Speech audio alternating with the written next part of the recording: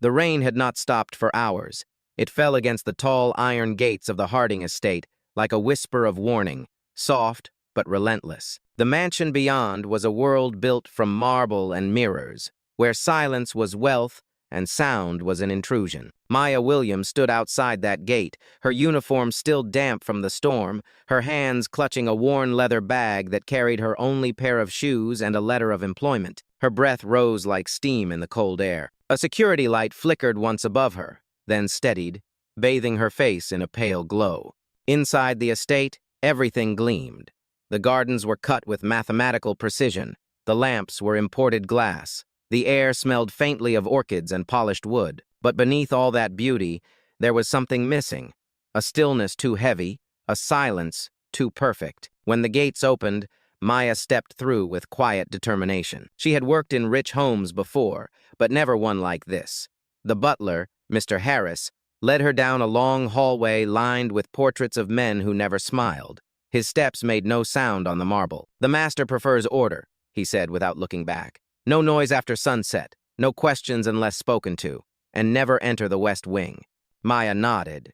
She had learned to listen more than she spoke. As they passed the grand staircase, she saw a boy sitting on the lower step, maybe 10 years old, pale as porcelain, staring at nothing.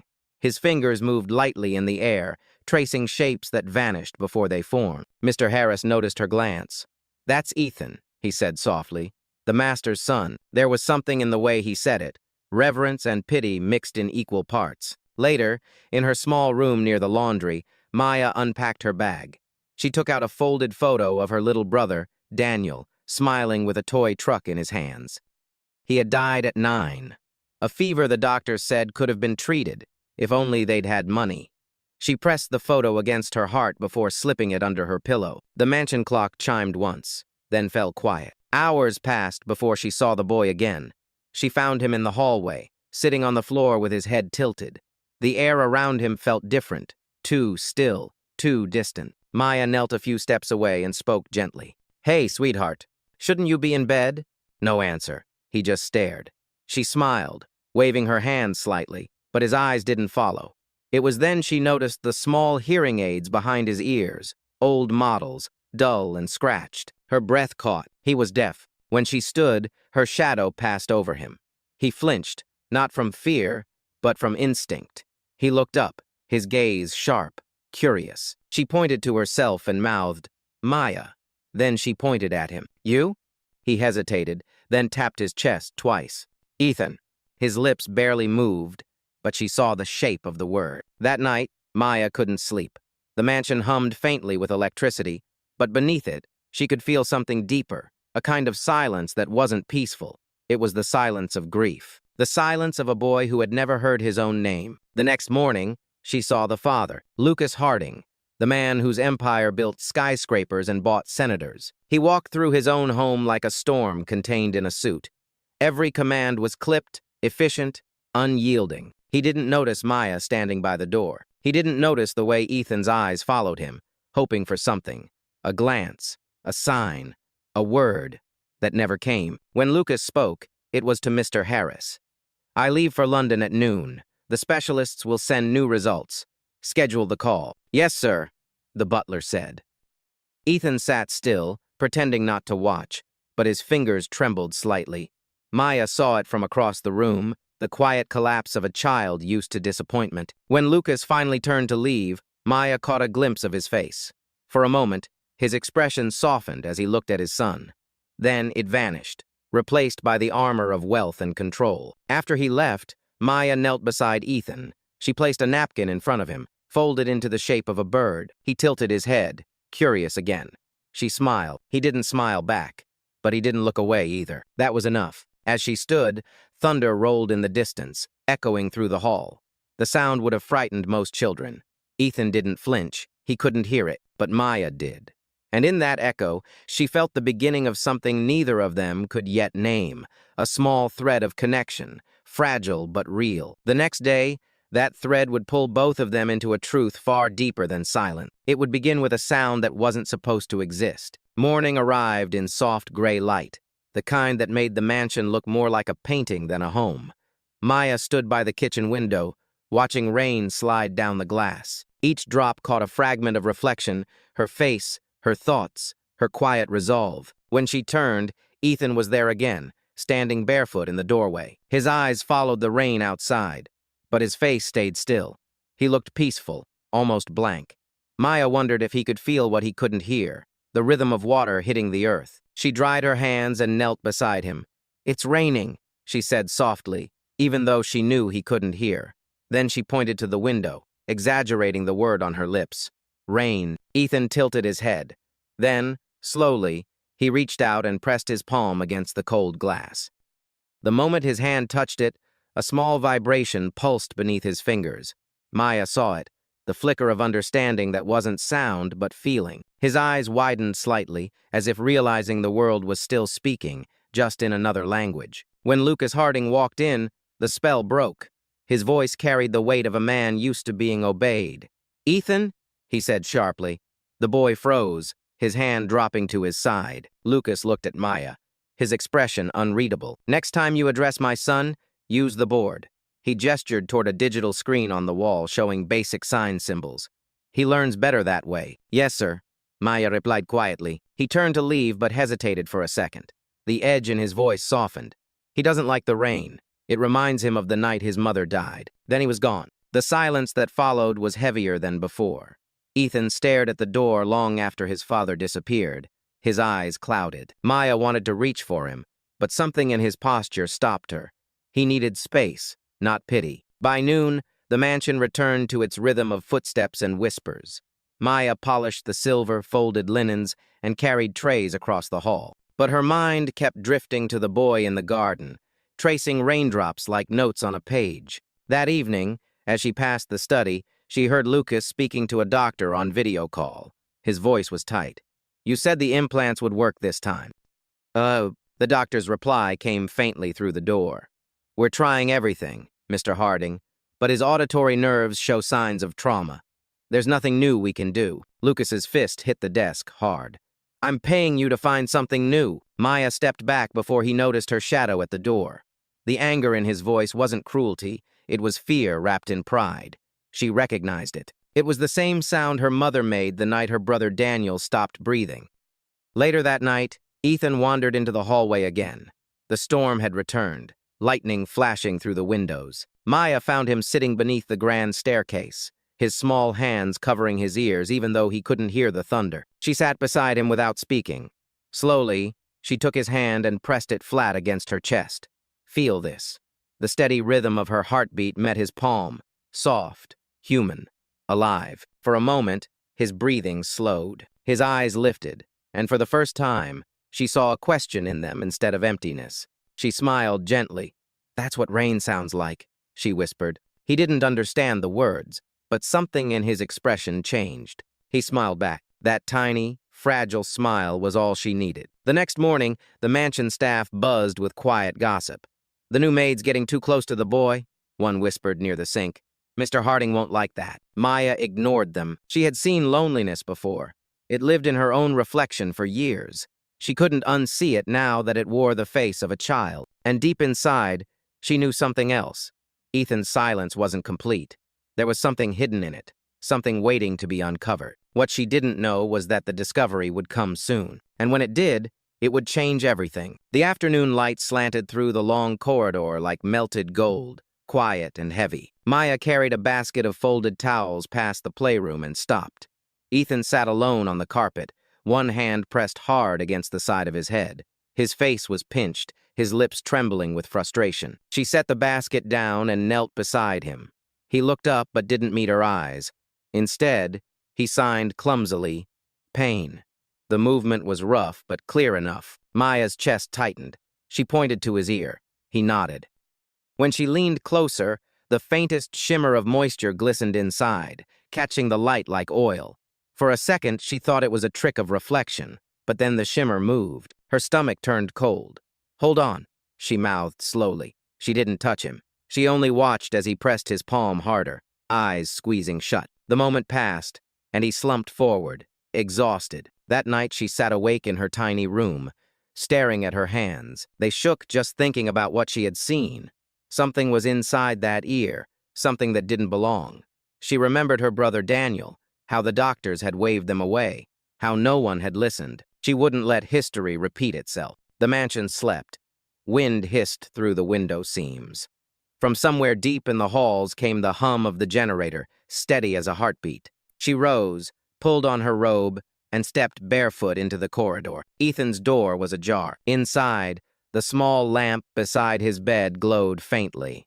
He was awake, sitting up, tears on his cheeks. When he saw her, he signed again. Hurts. Maya swallowed hard. She whispered, "I'll help you," though she knew he couldn't hear. She reached into her apron pocket and pulled out a small silver pin she used for stitching uniforms. Her fingers trembled. She mouthed each word carefully. "It's okay. Stay still." He stared at her, wide-eyed, then nodded. Slowly, she leaned closer. Her breath came shallow. The metal tip touched the rim of his ear. The dark thing shifted deeper. For a heartbeat, she wanted to stop, but something inside her said no. She steadied her hand and slid the pin a little further. A faint resistance. A soft pull. Then it came free. The object dropped into her palm, small, black, alive. It writhed once before lying still. Her blood froze. She didn't know what it was. A leech, an insect, something worse, but it pulsed faintly against her skin. Ethan blinked, disoriented. Then his mouth opened. A rough sound escaped, broken and dry, like air through rusted metal. Another sound followed, clearer this time. A word, Grace. Maya's body went still. He had spoken. The boy who had never heard a sound in his life had just said her name. She dropped the pin. Her hands flew to her mouth. Tears blurred her sight. "Ethan, you can hear?" she whispered. He flinched at her voice, covering his ears. The ticking clock, the hum of the light, the rain outside, all of it rushed in at once. He gasped, terrified but alive. The silence that had held him for 10 years shattered in an instant. The door burst open. Mr. Harris stood there, frozen, eyes wide. "What on earth are you doing?" Maya spun around. "Please," she said quickly, "don't shout. He can hear now. I don't know how, but he can." But the butler was already backing away, panic on his face. "Sir! Mr. Harding! Come quickly!" Heavy footsteps thundered down the hall. Lucas appeared, his voice slicing the air. "What's happening here?" Ethan whimpered at the volume, clutching Maya's arm. The sound of his father's voice was the first he had ever known, and it hurt. Lucas's gaze fell on the maid, the boy, and the small black thing quivering on the floor. "What did you do to my son?" Maya tried to speak, but words tangled in fear. "I was only trying to help. He was in pain. Something was in his ear." "You touched him?" Lucas's tone sharpened to steel. "I told you never to touch him." "Sir, please," she whispered. "Look at him." But he didn't. 2 guards appeared behind him. "Take her out." Ethan screamed, his voice raw and new. "No!" The cry stopped everyone cold. Lucas froze, stunned. He turned to his son, his lips parting. "Ethan?" The boy's eyes filled with tears. He reached toward his father. "Dad." For a moment, no one moved. Even the air seemed to stop. Maya's knees gave way. She whispered through her tears, "He said your name." Lucas's world tilted. Years of hopelessness cracked open like glass. He sank beside the bed, touching his son's face as if afraid he would disappear. Ethan laughed, a small, broken laugh that filled the room like sunlight. It was the sound Lucas had prayed for and given up on. But relief came with fear and pride. He looked back at Maya. "What was that thing?" "I don't know," she said weakly. "It moved. I just pulled it out." Lucas's voice hardened again. "You could have killed him or saved him," she whispered. The guards hesitated. Lucas turned away, breathing hard. "Get her out of here," Ethan shouted again, louder this time. "Grace!" But she was already being pulled toward the door. Her last sight of him was the boy reaching out, his hand open, his new voice trembling in the air. That sound would follow her long after the door slammed shut. The echo of Ethan's scream lingered long after Grace was taken away. Lucas stood frozen beside his son, unable to process what he had just heard. For 10 years, every specialist, every machine, every miracle drug had failed. Yet a maid, with trembling hands and a sewing pin, had done the impossible. Ethan reached toward him, his voice weak but alive. "Dad." Lucas's throat tightened. He knelt slowly, staring into the boy's eyes as if seeing him for the first time. "You can hear me?" he whispered. Ethan nodded. His face lit up with wonder, then scrunched in fear as new sounds filled the air, the rustle of curtains, the hum of the lamp, the ticking of the clock. All of it too sharp, too sudden. He covered his ears and cried, "Too loud!" Lucas pulled him close. "It's all right, son. You're hearing the world." His voice cracked under the weight of disbelief. "Mr." Harris stood by the doorway, pale and trembling. "Sir, shall I call the hospital?" Lucas hesitated. He looked down at his boy, at the tears and the miracle before him. "Yes," he said softly. "Call them now." Within an hour, flashing red lights painted the mansion walls. Paramedics hurried through the halls. Grace was still locked in the security room when she heard the sirens and the faint sound of Ethan calling her name again. When they carried the boy outside, Lucas followed close behind, his expression a storm of gratitude and fear. He couldn't even bring himself to look at Grace as they passed. All he could think was, please, don't let this miracle break him again. At the hospital, white light filled every room. Machines beeped in steady rhythm. Doctors moved fast, running tests, whispering words Lucas didn't understand. An older physician approached him quietly. "Mr. Harding, your son's hearing has been restored.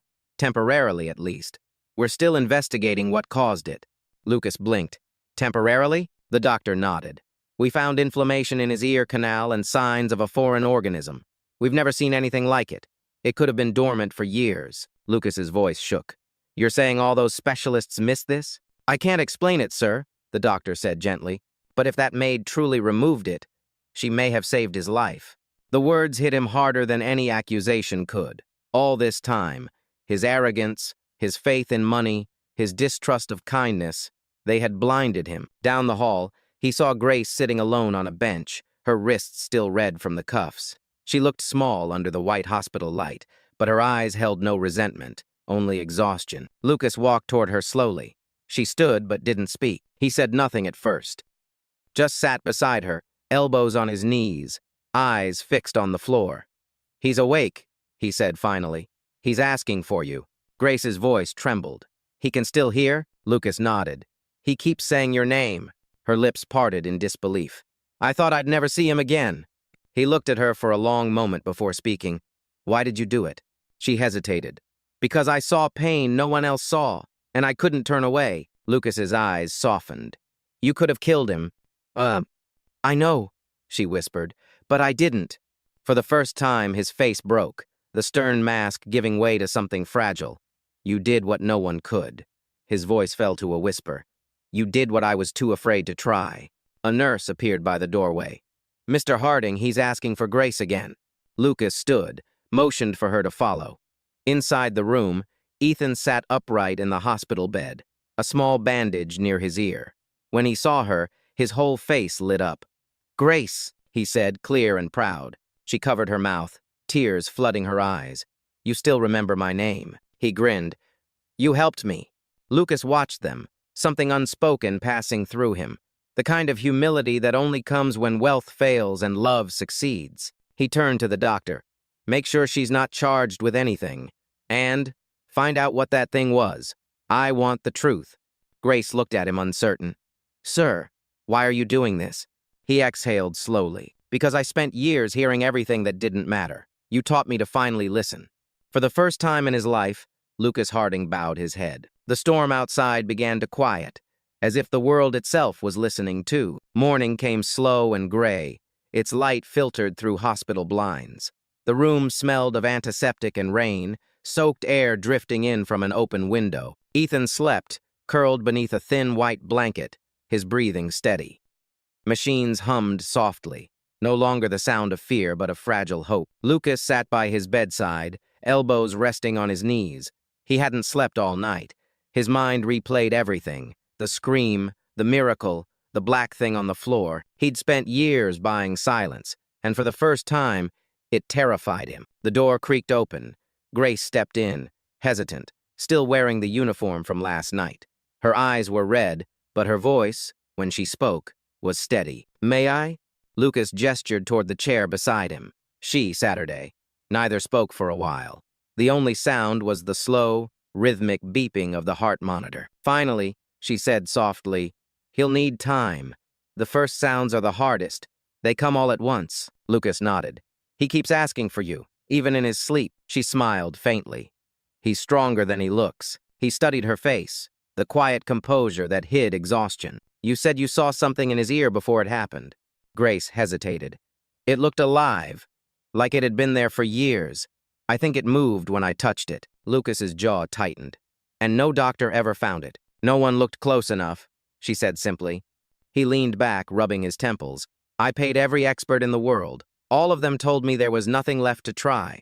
Maybe they stopped trying once the money stopped sounding like a cure, she said. Her words hit like a whisper of truth. Lucas looked at her then, really looked, and saw not a maid but a woman who carried her own kind of strength, born from pain, not privilege. A knock interrupted them. The doctor entered, holding a file. Mr. Harding, we completed the tests. There's something you should see. He handed over a stack of papers. Medical reports, signed and stamped, lines of text swimming with words that meant nothing until Lucas saw one phrase circled in red ink, maintain diagnosis for continued research funding. He frowned. What is this? The doctor's tone was cautious. Your son was part of a private medical study 10 years ago. It seems his file was never closed. The records show continued funding, despite no progress. Lucas's eyes darkened. You're telling me they kept him sick? The doctor hesitated. It's possible certain test results were altered to justify further treatment. Grace's breath caught. They lied to you. Lucas's voice dropped to a whisper. They sold my son's silence. The doctor looked away. I'm sorry, sir. I had no part in this, but it happened under our name. We'll cooperate fully. Lucas set the folder down, his hands trembling. For a long moment, he said nothing. Then he stood and walked to the window. Outside, the morning light broke through the clouds, bright and clean. He spoke without turning. For 10 years, I thought I was saving him, but I was only feeding the system that broke him. Grace rose slowly. You couldn't have known. I should have, he said quietly, but I didn't listen. Not to him, not to anyone. He turned, his eyes meeting hers. You did. Grace lowered her gaze. Sometimes the truth is small. It hides where no one with power ever looks. He nodded. Then maybe it's time someone with power started looking there. For a moment, the room was still again. No beeping, no whispers, just the faint sound of life returning where silence had lived too long. Lucas took a deep breath. They're going to answer for this. Grace frowned softly. What will you do? His voice was calm, but there was steel in it. I'll make sure the world hears what they tried to bury. He looked toward his son, still sleeping, a faint smile on the boy's lips. No more silence, he said. Grace followed his gaze, then let him be the first voice. Outside, the storm had passed. The city woke to light again, and for the first time in years, Lucas Harding heard it. The sound of the world moving, alive, unafraid. It wasn't loud. It didn't need to be. It was the sound of truth, breathing. The hospital press room was brighter than any boardroom Lucas Harding had ever stood in. Cameras clicked, lights glared, and 100 eyes waited for him to speak. But for once, he wasn't here as a billionaire or a headline. He was here as a father who had run out of excuses. He stepped up to the podium, the weight of sleepless nights visible beneath his eyes. Grace stood in the back, her hands clasped together, unsure whether she even belonged there. But Ethan's voice from the ward still echoed in his mind. Dad, bring her. Lucas cleared his throat, his voice unsteady but real. For 10 years, he began, I lived in silence. Not because I couldn't hear, but because I refused to listen. The room quieted. Cameras focused. My son, Ethan, was born deaf. I paid for the best doctors, the best technology, and I believed every promise money could buy. But last week, a woman with no title, no power, and no reason to risk her life did what all of them could not. She gave my son back his hearing. Reporters leaned forward. Pens paused. Mid-sentence. Lucas continued, his tone firm now. What we discovered afterward is worse than I imagined. My son wasn't born broken. He was made that way by a system that turned human suffering into a business. They lied, they billed, and they built careers on his pain. He held up the folder of reports. These documents prove it, and from this day forward, I refuse to be part of that silence. He looked toward the back of the room. Grace Walker, the maid who saved my son, will lead the Harding Foundation for Children's Health. Every child, regardless of wealth or race, will receive care freely. No profit, no lies. The crowd erupted, flashes, murmurs, tears. Grace covered her mouth, shaking her head. She had come from a broken home, from nights of hunger and fear, and now the world was clapping for her. When the noise finally subsided, Lucas added softly, "She didn't just help my son here. She taught me what it means to listen." After the conference, Lucas found her outside near the hospital garden. The air smelled of rain and jasmine. Ethan was sitting on a bench, swinging his legs, his small hands tracing the ripples of a fountain. "Grace," Lucas said, approaching slowly, "you could have left after what I did to you. Why didn't you?" She looked at him, her voice barely above a whisper. "Because he needed someone to see him, and I knew what that felt like, to not be seen." Lucas's eyes softened. "Then let me return the favor." He motioned toward Ethan. The boy turned, smiling wide. "Grace!" he shouted, the sound still shaky but full of joy. She knelt and hugged him tightly, tears falling onto his shoulder. "You sound braver every day," she said. He giggled. "I sound like you." Lucas watched them, his throat thick with emotion. "He's right," he said. "He sounds like hope." That night, for the first time in years, the Harding mansion wasn't silent. Laughter filled the halls. Ethan's voice echoed as he learned the names of things he'd only seen before. Rain, music, mother's picture, light. Grace stood by the window, looking out at the city glowing beyond the glass. Lucas joined her, a quiet gratitude settling between them. "Do you believe in miracles?" he asked. She smiled faintly. "I believe in compassion.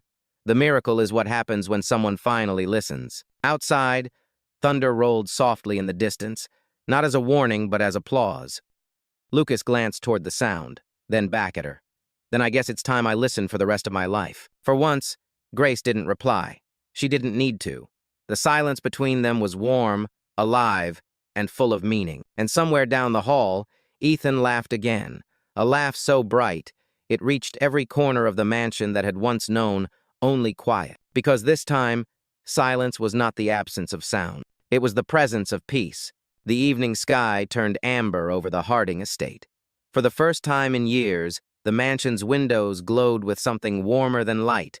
It was laughter. It came from Ethan's room, spilling down the hall like a song rediscovered. Grace stood at the doorway, watching the boy point at everything he could finally name. "Window," he said, grinning. "Yes," she replied, smiling softly. "That's the wind." He listened, wide-eyed, to the faint rustle beyond the glass. "Wind," he repeated, slower, as if savoring the word. Lucas leaned on the doorframe behind her. "He's been at it all day," he said quietly. "Every sound is a miracle." Grace turned. "Every sound was always there," she said. "He just needed someone to help him hear it."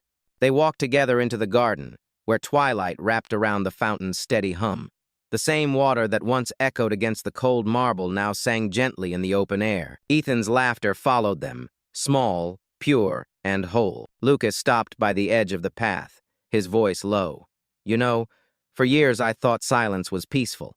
Now I realize it was just lonely." Grace looked at him, her expression kind. "Silence isn't the enemy," she said. "It's what we fill it with that matters." He nodded slowly. "You filled it with love." For a long moment, they stood in stillness, not the heavy kind that came from distance, but the soft kind born of understanding. When Grace finally spoke, her words were simple. "He'll grow up hearing more than voices. He'll hear kindness, and that will stay with him longer than any sound." Lucas smiled faintly. "Then I'll make sure this house never forgets what kindness sounds like." Later that night, Ethan fell asleep with the window open, the wind whispering through the curtains. Grace tucked him in, brushed his hair back, and whispered, "You're safe now." In the study across the hall, Lucas stared at an old photograph, himself, his late wife, and a newborn boy swaddled in silence. He placed it beside a new one taken that morning, Ethan smiling, Grace beside him, sunlight spilling across both faces. He exhaled slowly. For the first time, peace didn't feel like quiet. It felt like connection. Outside, the city lights shimmered, distant but alive. He could hear them now, the faint murmur of life, the heartbeat of a world that never truly stopped speaking. Grace passed by the open doorway. "You're still awake?" she asked softly. He looked up, smiling. "Just listening." "To what?" He turned toward the window, where the sound of water met the rhythm of the night. To everything I used to ignore. She smiled back, her voice barely above a whisper. Then you finally learned how to hear? He nodded. Because you taught me. I must. The fountain outside kept flowing, steady and alive. Somewhere in the house, Ethan stirred, murmuring in his sleep, a word, a sound, a promise. And in that moment, the silence that once haunted the Harding mansion became something sacred, the space between heartbeats, where love finally had a voice